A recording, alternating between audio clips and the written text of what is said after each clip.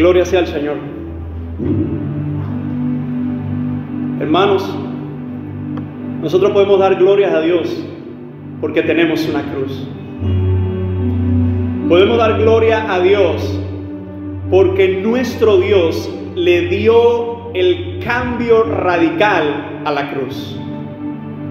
Si Cristo no hubiese estado en aquella cruz, hoy nosotros odiaríamos la cruz. Pero sabe que la cruz hoy tiene desertores, la cruz hoy tiene personas que la odian.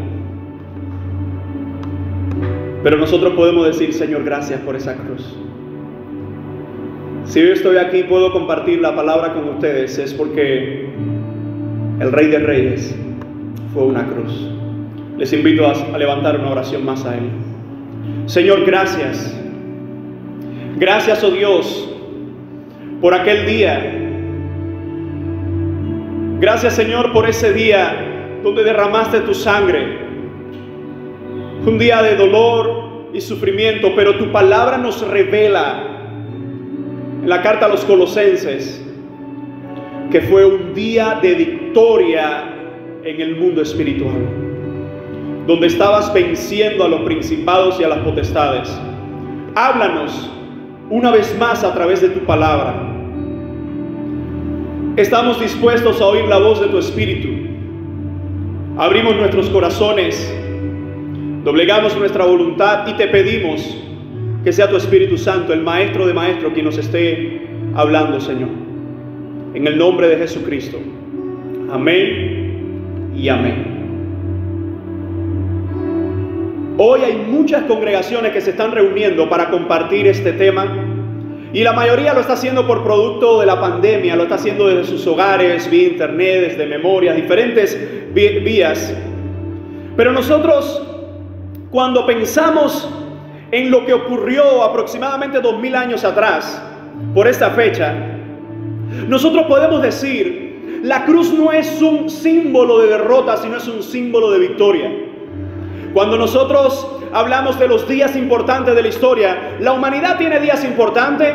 Para usted puede ser que haya muchos días importantes, como por ejemplo el día de su nacimiento, el día de su boda, el día del nacimiento de su hijo, el día donde sus hijos se gradúan, ¿verdad? Pero si hablamos de la historia, nosotros nos daremos cuenta, hermano, que yo creo que es el día más odiado por los enemigos de Dios. Junto al domingo que está por llegar. Así que podemos ver que Jesús en aquel acontecimiento estuvo 6 horas en aquella cruz y declaró 7 grandes enseñanzas, de las cuales hoy queremos escudriñar cada una de ellas. Aunque algunos han titulado a este día el sermón de las 7 palabras, no es menos cierto que más que 7 palabras fueron 7 frases, que cada una de ellas tenía un elemento vital para nuestras vidas en las horas finales del ministerio de Jesús en la tierra. Y si reunimos los 4 evangelios, nos vamos a dar cuenta que Mateo, Marcos, Lucas y Juan, ninguno de ellos decide poner las 7 frases juntas, sino cada uno de ellos nos va dando los elementos, y si unimos el panorama completo de los 4 evangelios, tendremos entonces esas 7 frases. Así que cuando vemos en el texto, según la mayoría, como la palabra de Dios dice, desde las 9, ¿verdad? Desde la hora novena, desde la hora tercera, que son las 9 de la mañana en nuestro calendario, ¿verdad? Hasta las 3 de la tarde, Jesús estuvo en aquella cruz. 6 horas de sufrimiento, 6 horas, ¿verdad?, de injurias. Pero en medio de ello veamos cada una de esas frases, cómo cambia el corazón de muchos de los que estaban allí, y cómo esta historia de la cruz sigue cambiando corazones hoy. La primera frase que quiero compartir con ustedes la registra Lucas, y es Lucas 23:34, y es: Padre, perdónalos porque no saben lo que hacen. Y repartieron entre sí sus vestidos, echando suerte. Si nosotros buscamos el evangelio de Lucas en el capítulo 23, nos vamos a dar cuenta que las personas que estaban allí decían: si tú eres el Hijo de Dios, ¿por qué no te bajas de esa cruz? Ay, hermanos, nosotros sabemos que cuando alguien nos reta a hacer algo que nosotros sabemos que estamos completamente capacitados para hacerlo, la tendencia natural del hombre es a tomar esa decisión. Pero mientras la multitud hacía escarnio a Jesús en la cruz, mientras le injuriaban, mientras le escupían, mientras le blasfemaban, le gritaban, le decían: si verdaderamente eres Dios, acaba de demostrarlo ya. Y si nosotros entendemos, Cristo estaba en una cruz para dar salvación al hombre, y era ese mismo hombre, esos mismos que estaban allí, que Cristo estaba derramando su sangre para proveer perdón a la humanidad, esos mismos que estaban allí le decían: bájate de esa cruz, si eres Dios, hazlo. Quizás usted y yo diéramos la siguiente respuesta: Señor, elimínalo ya. ¿Cómo actuamos nosotros cuando nuestros enemigos nos están vituperando, cuando nuestros enemigos nos están injuriando? ¿Cómo usted actúa cuando alguien le está ofendiendo y usted sabe que lo está haciendo mal? Quizá usted y yo en aquella cruz hubiésemos dicho: Señor, ahora mismo destruye a estos perversos. Quizás usted y yo ahora mismo hubiésemos dicho: Señor, ahora mismo termina con estos paganos, termina con estos tontos que no se dan cuenta que este sacrificio para su salvación. Pero no fuiste tú. Y evidentemente no fui yo quien estuvo en aquella cruz. Esta primera frase nos recuerda el perdón de Dios a una humanidad caída. De hecho, vemos que a pesar de todas las blasfemias e injurias que estaban dedicando hacia Él, a pesar de todo lo que ellos estaban haciendo, Cristo sencillamente dice: Padre. El Hijo está hablando al Padre. El Hijo no está respondiendo a la blasfemia. El Hijo no está respondiendo a lo que le critican. El Hijo está dirigiéndose al Padre y dice: Padre, perdónalos. Qué interesante que al hombre le encanta que lo perdonen, pero qué trabajo pasa para perdonar. Cuando a usted alguien le hace algo, es muy fácil que usted exija perdón, pero qué difícil es cuando es usted el que debe, o yo, los que debemos pedir perdón.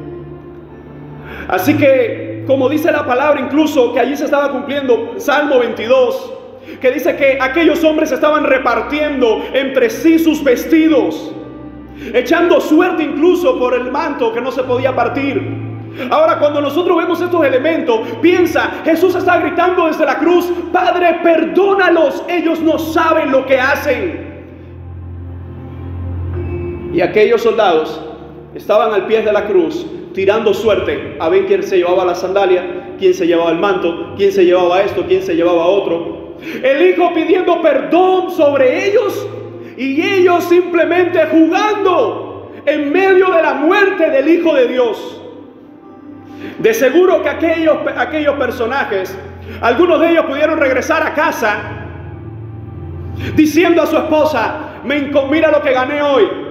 Hoy hicimos una apuesta entre los amigos y me llevé un par de sandalias. Mira lo que gané hoy. Hoy me llevé un manto increíble de una sola costura. Mira lo que me gané hoy. ¿Y dónde te ganaste eso? No, en la muerte de uno ahí que se decía que era el Hijo de Dios. Y no es que él se decía, es que tú y yo sabemos que él era y él es el Hijo de Dios. El Hijo de Dios derramando su vida por la humanidad. Y aquellos perversos simplemente jugando a ver qué se podían llevar a la casa. Esa es la sencilla historia de un miserable. El Salvador del mundo pidiendo salvación, pidiendo perdón sobre el pecado de ellos, y ellos simplemente enfocados en las cosas materiales. Así hay mucha gente hoy. Así hay mucha gente hoy que dejan pasar las verdades del Evangelio, que siguen peleando contra las verdades del Evangelio, y su sencilla razón es que ellos están ocupados en la vida. Muchos dicen: no tengo tiempo, no tengo que atender el trabajo, yo no tengo tiempo para las cosas de Dios. Muchos dicen: no, yo no tengo tiempo para la iglesia, yo no tengo tiempo para la religión, yo no tengo tiempo para leer Biblia, no tengo tiempo para ese estilo de vida. Hay muchos hoy que se están llevando a su casa las sandalias y están dándole la espalda al perdonador del universo. Así que aquella primera frase nos está recordando a nosotros, amados, que el dueño del universo estaba diciendo: perdónalo, Señor. Y esa palabra que es tan difícil para la humanidad es solo posible para el Rey de Reyes. Yo puedo hoy perdonar a mi hermano porque yo he sido bañado y sigo siendo bañado con ese perdón. Por eso el Padre, perdónalo porque no saben lo que hacen, nos recordará cada día de nuestra existencia que si sigo de pie es porque Él me perdonó. Como hijo de Dios puedo decir, si sigo de pie, si sigo peleando la vida cristiana, es porque el perdón de Dios me abraza de tal manera que cuando caigo Él me levanta, que cuando desfallezco Él me da fuerza, que cuando digo, Señor, no puedo más, Señor, no puedo más, y cuando le fallo, hay un Jesucristo en el cielo y al lado mío que me está diciendo, te perdono, hijo. Siempre encontrarás perdón en casa del Padre. El hombre te puede dar la espalda, el hombre te puede engañar, el hombre te puede decir te perdono y en realidad te apuñala por la espalda, pero Dios te dice, hijo, siempre hay perdón en casa del Padre. Esa es la maravillosa frase que Cristo decía para aquellos que estaban simplemente jugándose algunas monedas allí. Padre, perdónanos. La segunda frase aparece en Lucas 23:43 y es, de cierto te digo que hoy estarás conmigo en el paraíso. Me encanta esta historia porque para mí este es el mejor ladrón de la historia humana. Lucas 23:43, si encontramos el texto, leemos desde el verso 39 que dice, y uno de los malhechores que estaban colgados le injuriaba diciendo, si tú eres el Cristo, sálvate a ti mismo y a nosotros. Lo interesante es que Lucas está narrando la historia solo desde la perspectiva que hay uno que le está injuriando. Y dice el verso 40, respondiendo el otro le reprendió diciendo, ni aún temes tú a Dios estando en la misma condenación. Si usted lee Lucas y no lee los otros 3 evangelios, usted va a pensar que este ladrón estaba arrepentido y que desde que llegó a la cruz se arrepintió. Negativo. Si puedes leer Mateo 27:44, dice que los dos le estaban injuriando. Si leemos el panorama completo, lo que Lucas está hablando, que hay uno que ha cambiado de parecer. Es muy probable que esa frase, Padre, perdónalos porque no saben lo que hacen, haya taladrado el corazón de aquel hombre. Son las primeras 3 horas. Estas primeras frases son de 9 a 12 del día. Y en esa frase lo que está diciendo el Evangelio de Mateo es que los dos le están diciendo, si tú eres el Hijo de Dios, bájate. Si eres el Hijo de Dios, pero algo ha taladrado el corazón de ese ladrón. Ese ladrón está allí no por buena conducta. Ese ladrón está allí no porque alguien le ha hecho un juicio malo. No es porque los jueces se han equivocado. Ese ladrón está ahí porque sus propias palabras lo dicen en el versículo 41. Nosotros a la verdad justamente padecemos, porque recibimos lo que merecieron nuestros hechos, mas ningún mal hizo. Las dos grandes verdades que está declarando este hombre, escuchen, él no hizo oración de fe.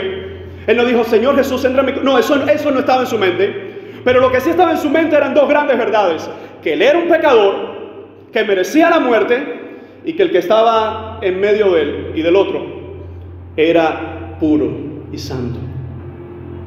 Hay muchas personas hoy en las prisiones que dicen, no, yo estoy aquí, pero en realidad yo estoy aquí, pero fue que se equivocaron en mi juicio. Puede ser que algunos de ellos hayan tenido o tengan razón o hayan tenido razón, como la historia lo ha demostrado.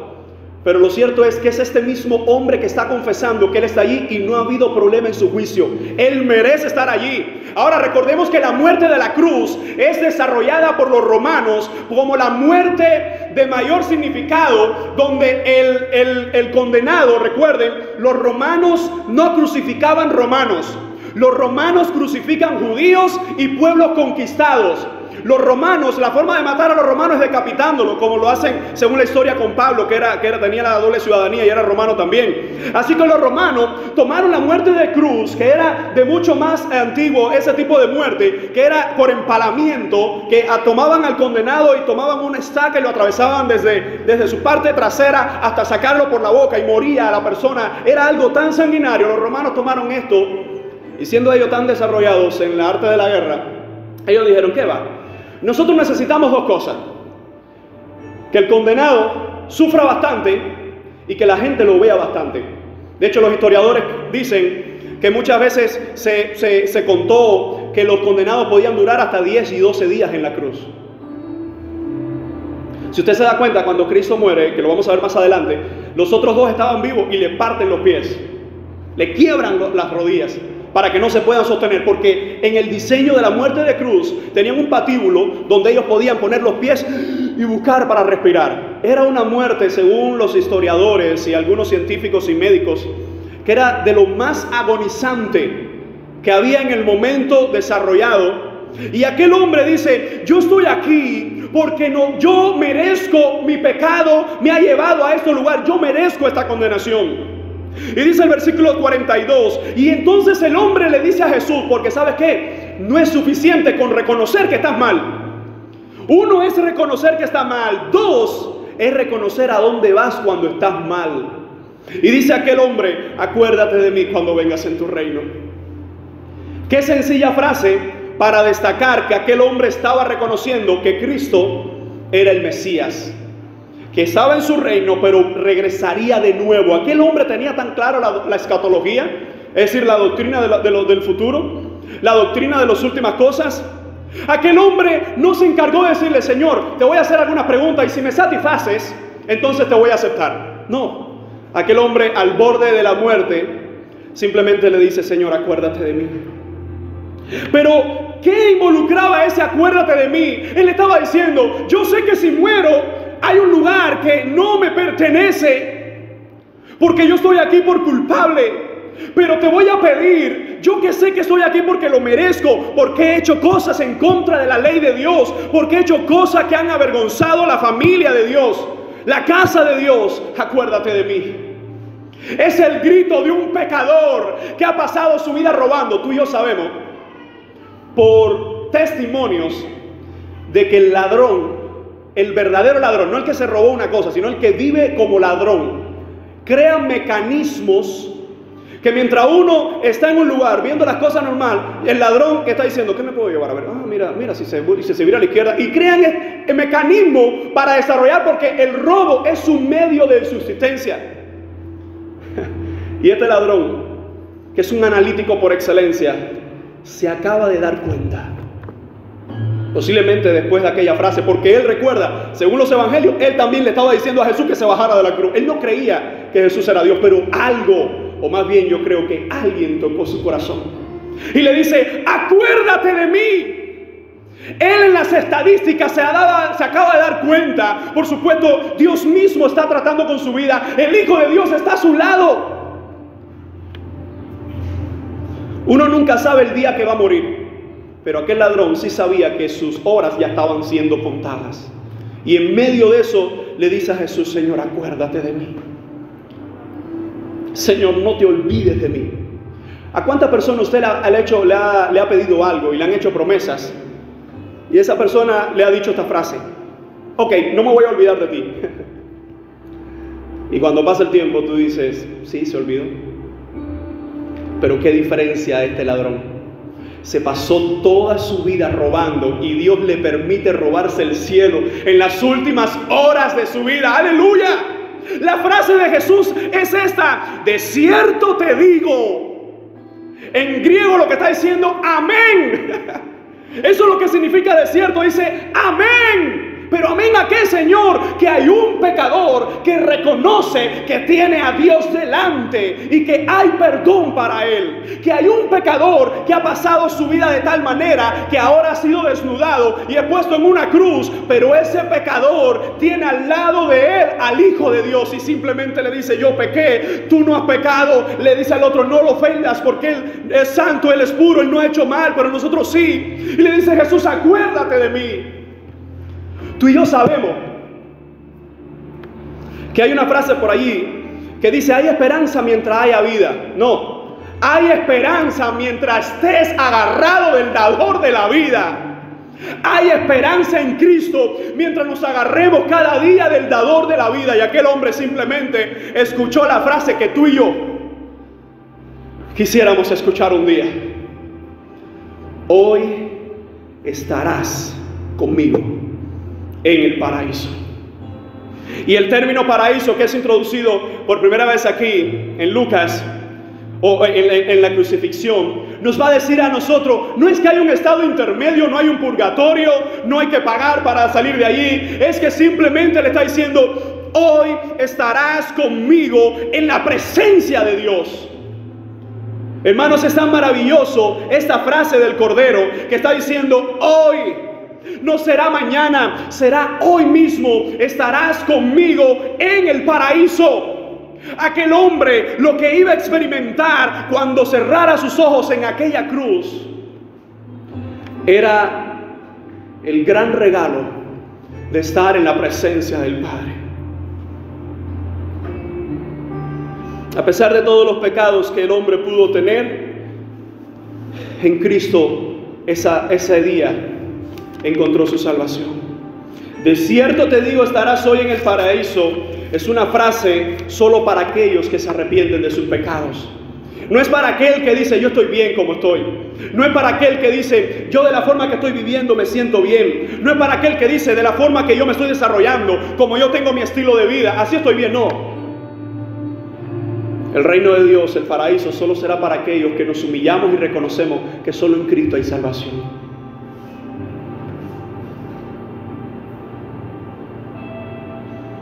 La tercera frase de Cristo en la cruz la encontramos en Juan 19, 26, 27. Y es: mujer, he ahí tu hijo. Y después se refiere al discípulo y le dice: he ahí tu madre. Algunos han adquirido una actitud incorrecta hacia María, la madre de Jesús. Si María hoy estuviera entre nosotros, en la tierra, tomaría todos esos altares y los tiraría por el piso. María nunca quiso la adoración que ella sabía que era para Jesucristo. Que María es especial, por supuesto. Mujer, si tú hubieses sido escogida para traer en tu vientre al Hijo de Dios, ¿cómo tú te sentirías? Dichosa, única, supremamente bendecida, porque entre tantas miles y miles de mujeres te había escogido a ti.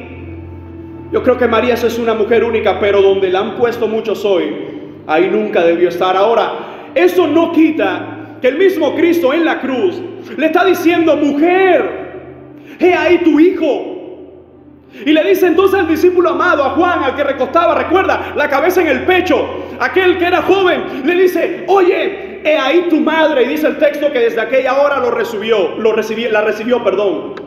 Hermano, cuando vemos eso, podemos entender el amor de Cristo incluso por la familia antes de ascender al Padre, y dejando el cuidado del hogar.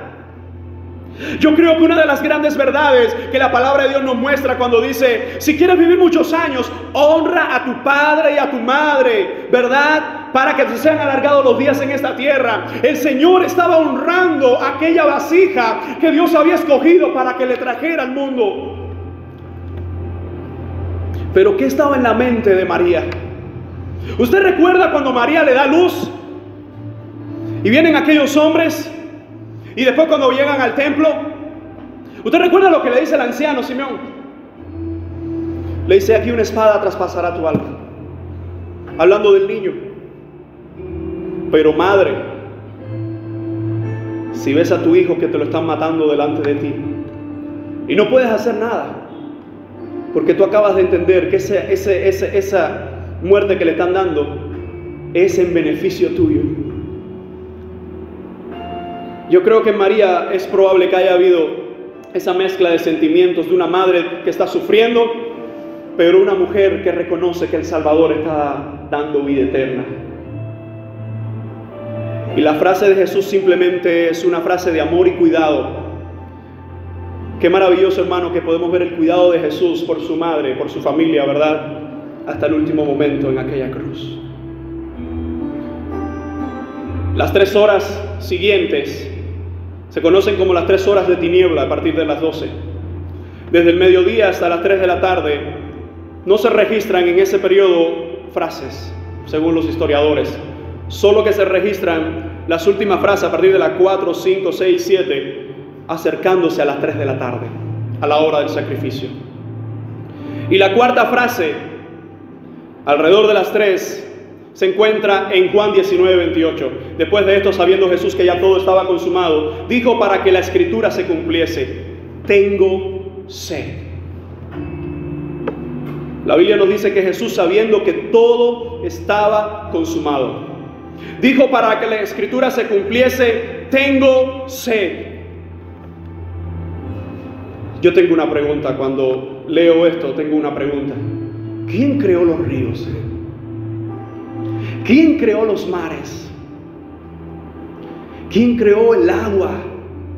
Sabemos que este mundo, el 70%, ¿verdad?, que está compuesto de agua, ¿verdad?, como incluso hasta nuestro organismo, según los científicos. ¿Qué es el agua? El agua nosotros sabemos que es ese elemento que si no está en el cuerpo se muere. Pero el creador del agua es más grande que el propio elemento creado. Y dice que el creador del agua y del universo en ese momento tenía sed.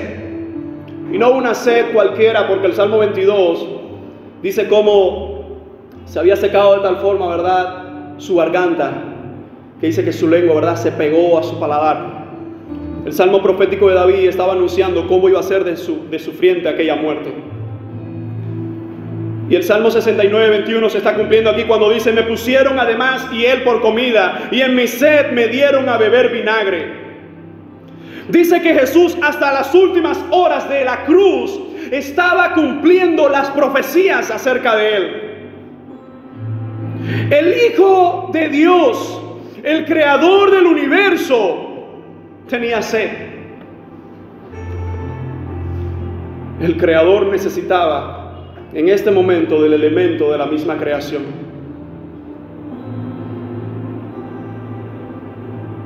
Y dice que algunos corrieron y le llevaron y le pusieron un vinagre. Algunos creen que era para burlarse de él, o era parte de lo mismo que ellos estaban tomando. Pero lo que está claro es que aquel vinagre no estaba del todo arreglando la situación. Probablemente le estaba provocando más sed. Como dice un famoso autor, lo que se enfatiza es el amor infinito del Señor revelado en el hecho de estar dispuesto a una sed abrasadora para que pudiera ser para su pueblo fuente eterna de agua viva.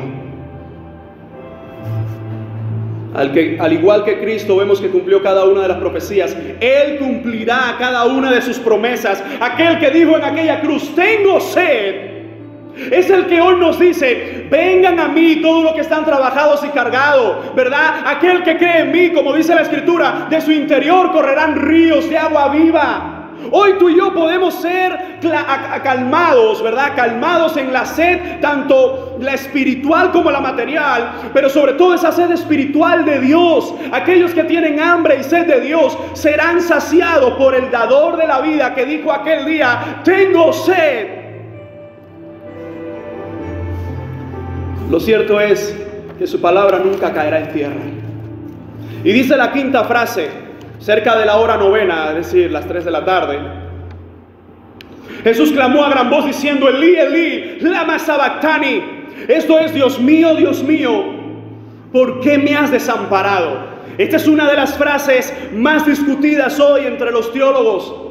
Cuando vemos en los evangelios, no se relata lo que ocurrió entre las 12 y las 3. Lo que sabemos es que durante esas 3 horas de intensas tinieblas, escuchen, en esa frase, ¿verdad?, incluso desde la frase anterior de tengo sed, hay tinieblas. A las 12 del día no se veía nada con claridad, porque había densas tinieblas desde las 12 hasta las 3.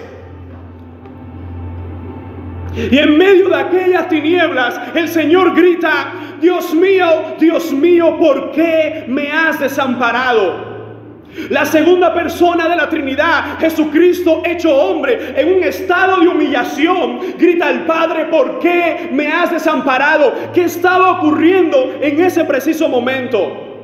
Recordemos que horas antes, en Juan 16, verso 32, miren lo que Jesús le dice a sus apóstoles: he aquí la hora viene, y ha venido ya, en que seréis esparcidos cada uno por su lado, y me dejaréis solo, mas no estoy solo, porque el Padre está conmigo. Pero era el momento del grito de angustia del Salmo 22. Dios mío, ¿por qué me has desamparado? Un grito en lengua aramea que hacía rememoria, ¿verdad?, a los judíos que estaban allí, que al igual que David proféticamente dijo: Dios mío, ¿por qué me has desamparado? Ahora el Hijo de Dios está cargando la ira por el pecado.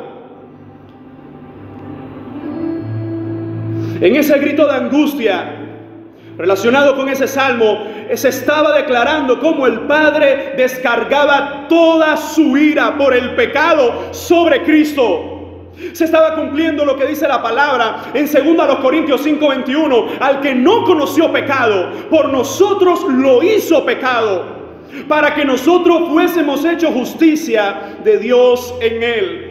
El Dios mío, ¿por qué me has desamparado? No podemos entenderlo en un sentido natural de que el hijo se ha separado del padre, como yo me separo de mis hijos y me voy a otro lugar, sino en el sentido espiritual de que toda la ira por el pecado está siendo derramada sobre aquel que estaba en la cruz. La ira no la cargó el padre, el pecado no lo cargó el padre, la ira la cargó el hijo, y el hijo estaba recibiendo toda la ira por el pecado, haciendo posible la salvación al mundo. El que no conocía pecado, por causa del pecado, estaba cargando toda la culpabilidad en aquella cruz. Y algunos todavía gritaban: bájate. Decía una hermosa canción: ¿no te das cuenta que si me quedo en esta cruz es por amor a ti?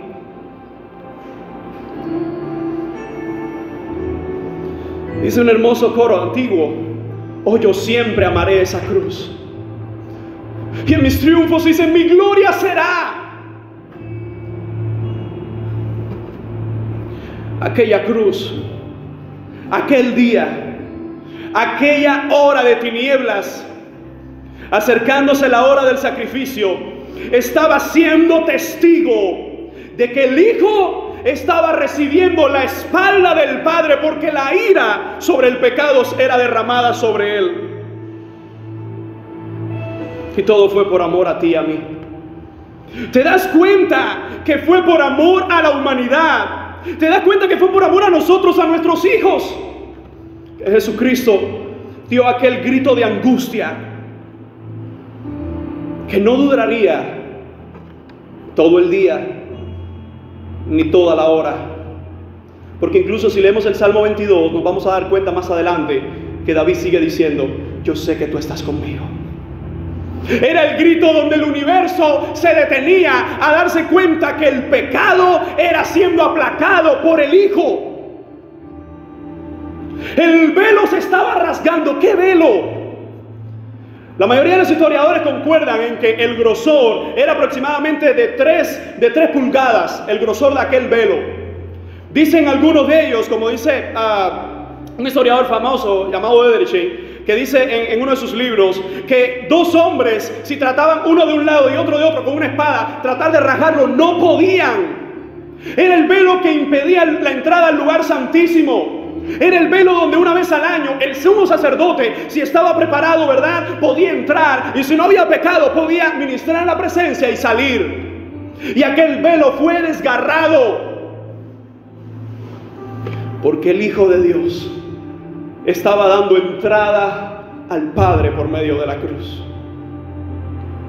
Y lo que me llama la atención es que después de eso no se registra que todos los sacerdotes se convirtieron. Incluso ni Anás y Caifás, los perversos esos, no sabemos si cosieron el velo y lo volvieron a cerrar. Y bueno, ¿quién abrió esto? Esto no se puede abrir, hay que mantenerlo cerrado. ¿Cuántas personas hay hoy así, que mantienen cerrado la verdad del Evangelio porque no quieren predicar al Cristo verdadero? Y aquella frase: Dios mío, ¿por qué me has desamparado?, es la frase que te dice hoy: hijo, hijo, por esta cruz yo te he amparado. Aquel que recibió la espalda por la ira del pecado es el que nos dice hoy: así como fue desamparado el Hijo por el Padre en aquella hora para que el pecado fuera descargado completamente, la consecuencia de la ira sobre el Hijo Jesucristo, es que tú y yo hoy podemos decir: Señor, gracias porque no me desamparas. Señor, gracias porque no me das la espalda. Oh, yo siempre amaré a aquel que estuvo en aquella cruz. Dice la 6ª frase, en tinieblas todavía, cuando Jesús hubo tomado el vinagre, dijo: consumado es. Y habiendo inclinado la cabeza, dice, entregó el Espíritu, que es la última frase. Juan 19:30 es el texto que estoy citando. Dice: cuando hubo tomado aquel vinagre, la palabra de Jesús fue tetelestai. Ese término tetelestai se entiende literalmente, ha sido completado todo. ¿Qué ha sido completado, Señor? La oportunidad de salvación. El proceso del Cordero siendo sacrificado. Esta frase en realidad es solo una palabra, tetelestai, aunque se traduce en español, ¿verdad?, por consumado es. Como escuché de un amigo hace muchos años, que el Señor gritó, consumado es, no consumido es. Él no estaba siendo consumido en aquella cruz. Él estaba terminando la obra redentora en la cruz. Es el momento sagrado que trae profundas implicaciones al universo. Jesucristo está diciendo, está terminada la obra de la redención. Lo he hecho. Aquello que el Padre me mandó a hacer, lo he terminado. He triunfado. Y aun cuando las películas nos amañan esta historia, Colosenses capítulo 2, ¿verdad?, nos va a decir, versos 13, 14, 15, nos va a decir que Él en la cruz triunfó lo principado. Así que si leemos este texto y solo estamos mirando lo que estaba ocurriendo en el mundo físico, en el mundo espiritual, el Señor estaba asestando su triunfo sobre el enemigo. No hay nada que quitar de esa obra redentora. No hay nada que añadir a esa obra redentora. Todo aquel que añade conceptos a la obra de Cristo está confundiendo la verdad de Dios. Todo aquel que quita verdades de esa obra redentora está confundiendo la obra de Dios. ¿Cuántas iglesias hoy se reúnen para conmemorar este día y terminan después adorando a los santos? ¿Cuántos hoy están celebrando el viernes de crucifixión, de semana de pasión, y terminan de celebrarlo y van a tomarse una botella de ron? Y van a ponerle dinero a San Lázaro. Y van a ponerle dinero a sus dioses. Cuando hoy dicen, ¿cuántos están diciendo hoy? No, hoy hay que estar quieto en casa porque este es un día sagrado. Porque muchos tomaron el rito y se olvidaron de la verdad detrás de aquel día. Y a esto viene la última frase de Jesús en Lucas 23, 46. Y así fue como entregó el Espíritu. Dice, entonces Jesús, clamando a gran voz, dijo, Padre, en tus manos encomiendo mi espíritu. Y habiendo dicho esto, expiró. Hay algunas películas que no captan la idea. Y como que la última frase Jesús dice, Señor, así, es algo así. Señor, en tus manos encomiendo mi espíritu. Como que se está muriendo y ya no puede más. Bueno, mira lo que te dice Lucas, que no tiene compromiso con Netflix, ninguna de estas cadenas de películas. Clamando a gran voz, toda la fuerza estaba todavía en el Cordero. Jesús no era humanamente más débil que aquellos dos que seguían vivos. Pero la diferencia es que se está cumpliendo lo que Jesús dice en Juan 10, 17 y 18, que dice, nadie me quita la vida, sino que yo mismo la pongo. ¿Te has dado cuenta por qué fue escogida la muerte de la cruz? Si hubiese sido romano por la decapitación, claro que no iba a ser, Dios está al control de todo desde antes de la fundación del mundo. Pero en la cruz, Cristo podía escoger el momento de entregar la vida. Incluso algunos historiadores dicen que Él lo que hizo fue que se soltó. Y ahí terminó, ¿verdad?, de entregar su vida. Jesús está diciendo, nadie me quita la vida. Claro que nadie lo puede asesinar, claro que nadie lo puede matar, porque Él es el autor de la vida. Lázaro estaba muerto, Él llega y dice, Lázaro, ven fuera. El hijo de la viuda de Naín estaba muerto y Él le dice, levántate. ¿A cuánto resucitó Él? Incluso en este momento dice que, verdad, hubo terremotos en estos lugares y algunos salen de los sepulcros, hermano. Cuando hablamos de la muerte de Cristo y de esta frase que la clama a gran voz, está gritando por todo el alrededor de que Él, nadie le va a quitar la vida, sino que le está poniendo para Él mismo volverla a tomar. Dice, Padre, una vez más. Padre, el mismo Padre que había dado la espalda para que cargara con la ira del pecado, dice, Padre, en tus manos encomiendo mi espíritu. Y habiendo dicho esto, dice, expiró. Esta frase es tomada en parte del Salmo 31:5, pero esta frase tiene tres elementos. Hay una cosa que Cristo añade una cosa que Cristo omite y una cosa que Cristo retiene de esa frase. Cuando dice encomiendo mi espíritu, esto es significativo porque indica que el Salvador sufrió el único tipo de muerte que podía satisfacer la justicia de Dios y salvar a los hombres. Tenía que ser un sacrificio voluntario. Por eso Él le añade la palabra Padre, que no está en el Salmo. Él omite la oración que sigue inmediatamente al Salmo. Tú me has redimido. Cristo no dice tú me has redimido, porque es Él el que está redimiendo. Por eso Él retiene la frase encomiendo mi espíritu. Esta gran verdad nos enseña a nosotros que cuando nos rendimos a Jesús, nosotros también nos encomendamos al Padre. Que cada día que estamos en esta tierra vivimos encomendados al Padre. ¿Recuerda que esa misma o parecida será la frase de Esteban? Años después, Señor, a ti me encomiendo. En tus manos me encomiendo. Cristiano, hay que vivir encomendados al Señor. Hay algunos que se levantan por la mañana y dicen, no, yo me encomiendo al Señor, a los santos, a la Virgen María y todos los santos. No. ¿A quién encomiendas tu vida? ¿A quién encomendamos nuestros hijos? Los encomendamos al Rey de Reyes y Señor de Señores. Por eso hay seguridad para nuestras vidas y nuestra familia. La gran verdad nos enseña que aquel que estaba derramando su vida en aquella cruz llegaba al punto clave. Escúchame. Cuando Jesús va a encomendar su vida y va a entregar su vida justo a las 3 de la tarde, hora del sacrificio, el sacerdote está levantando un cuchillo para degollar el cordero.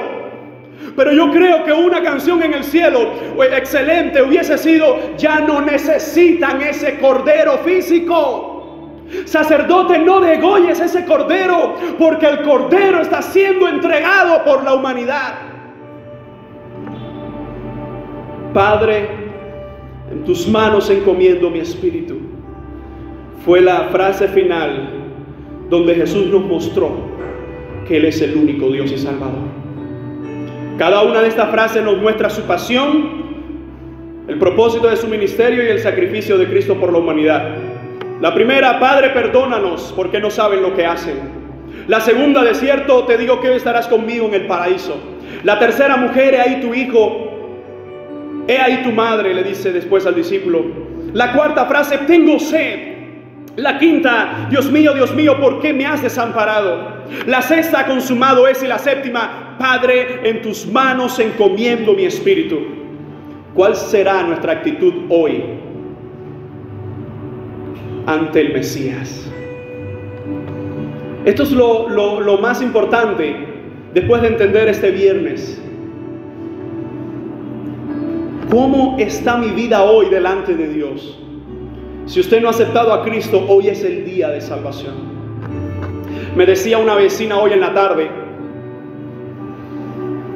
que si yo le podía conseguir la película de la vida de Cristo, porque ella pudo ver una fracción que dieron el otro día en la televisión. Y me decía hoy, junto a su esposo, el esposo sabía un poco más que ella, y me decía hoy: yo necesito esa película. Tú la tienes. Porque es que yo nunca había escuchado esa historia. Claro que hoy, pleno siglo XXI, que alguien te diga que no ha escuchado la historia de Jesús, eso te puede chocar. Pero me decía: es que quiero verla. Solo pude ver la última media hora y eran lágrimas y lágrimas y lágrimas. Y yo le dije: no te sientas mal. Cuando yo veo esa parte también empiezo a derramar lágrimas. Hermanos, si este día que hoy proclamamos, si este día que hoy celebramos, la humanidad tuviese la oportunidad de 5 minutos, regresar aproximadamente 2000 años atrás, en esas horas de tinieblas, en las últimas, de 12 a 3, 5 minutos cualquiera de esas horas, la humanidad se daría cuenta hoy que tienen la oportunidad de entregar sus vidas a Jesucristo, que solo hay poder en Jesucristo, que solo hay salvación en Jesucristo y que este mundo lo que hace es esclavizarte con el pecado. Por eso me dirijo a aquellos que no conocen al Señor. Y te digo: humilla hoy tu vida delante de aquel que se sacrificó en la cruz. Y termino con aquellos que sí conocemos al Señor. Vivamos cada día de nuestras vidas mostrando que el dueño de la salvación habita en nosotros. aquellas 7 frases no han pasado a la historia, sino que siguen haciendo historia, porque ese Cristo no se quedó en aquella cruz. El domingo está por llegar. Históricamente en esta semana está por llegar, pero realmente ya el domingo pasó. Cristo no se quedó en aquella cruz, pero por medio de aquella cruz nosotros podemos decir hoy: hay esperanza para la humanidad. Vamos a orar. Padre, gracias por tu amor, gracias por tu bendición, gracias, oh Dios, por Cristo. Gracias, Señor, por la oportunidad que nos has dado de conocerte. Reconocemos que la salvación es solo por tu gracia. Te reconocemos, Señor, que solo tuya es la gloria. Te pedimos en esta hora por nuestras vidas, nuestras familias, nuestros hijos. Y también te pedimos por esta humanidad que se pierde dándote la espalda. Te rogamos por tu iglesia, que podamos vivir genuinamente la victoria de aquella cruz. Te honramos, te damos gloria, te damos gracias y te decimos, oh Dios, amén y amén. Que el Señor nos siga bendiciendo.